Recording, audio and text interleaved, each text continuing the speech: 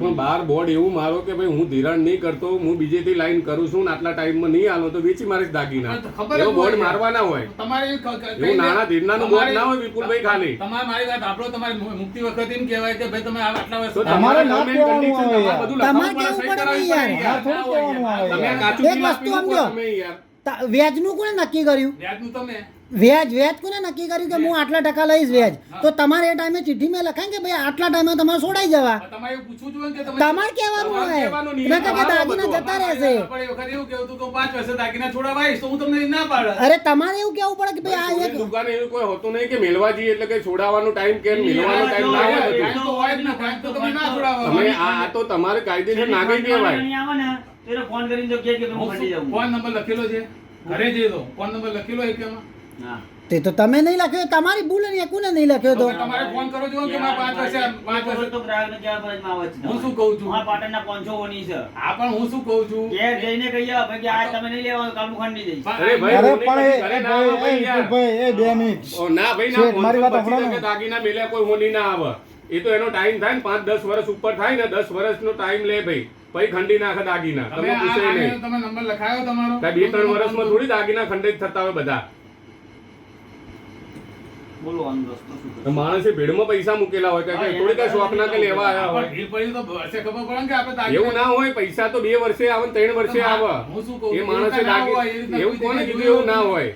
મને મૂકી આપો, લો હું મૂકી આપું. મારે સગવડતા છોડાઈ તમને એવું કોણ? હા લેતા હો દાગીના હોય બધા. તમે તમારા સગવડે છોડાવજો. અમદાવાદમાં આવી જજો. હા તો તમે મારે અમદાવાદમાં ભેટી છે, બોલો ને ભૈયા. મારે અમદાવાદમાં જ ભેટી છે.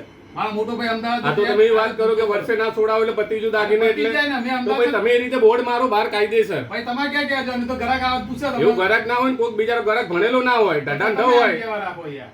તમે આઈને કહેવાનું રાખો, હું થોડો કહેવા આવું તમને. એ મારો બોલ ભાઈ તમારે જે કહેવું હોય કહો ફટાફટ. હા. કઈ નહીં, આપણે થાય શું કરવાનું તમારે? તમારે જે વ્યાજ ને મૂડી જે થતું હોય અમે ભરવા તૈયાર છીએ. અમે ચો ના એ પાડી? રીતના હોય જ નહીં. તમે તો એનો મતલબ કે તમે ભાઈ એમ નહીં, તમે આમને 1 લાખ ફાયદો જ છે ને યાર. એમ 1 મિનિટ આમને તમે 1,66,000 આલ્યા, મને લાખ રૂપિયા આલે એટલે 2,66,000 માં તમે 10-12 તોલા હોનું તો તમે પાડી નાખજો. તમે કહેવાય ને કે બધા દર વર્ષે વ્યાજ ભરી જાય એમ કહેવાય ને કે ભાઈ અરે તો વ્યાજ તો પણ 5 વર્ષ 10 વર્ષે અમે તમને આલવા છો ને તો ના પાડી છે. ખોરી વાત છે ભાઈ આ ફોન વસ્તુ. તો? યોગ્ય નહીં લાગતું. ફોન કરું 10 મિનિટમાં. ફોન હતું એટલે એ ચાલે ઝઘડો કરું ફોન ઉપાડો. એવું થોડી ના હોય કે તમે પેલું વ્યક્તિ લેવાના આવે એટલે એના દાગીના તમે પાડી મારો. ઘણા પૈસા આવે સમજી લો. હા? ભાઈ પેલા વર્ષે વિચારાય ને કે આ આપણું મુકાય જ નહીં યાર. કોણ? આ વસ્તુ મુકાય જ નહીં. આપણા આટલા કોઈ બધા ઘરે જતી તાર મૂક્યા હે ને. તો હું એ જ કહું છું. તો તમે તો એમ નહીં તો તમે પેલી બેન ના તમે હાલ તમે પેલી બેન બે જણા તો મૂડી તો કન્વર્ટ કરીને જ કહો હાલ. એ 1 મિનિટ ઓય મારી વાત સાંભળ. હાલ પેલી બેન ને એમને એવું કીધું કે તમારા દાગીના નહીં ખંડાય નહીં જાય.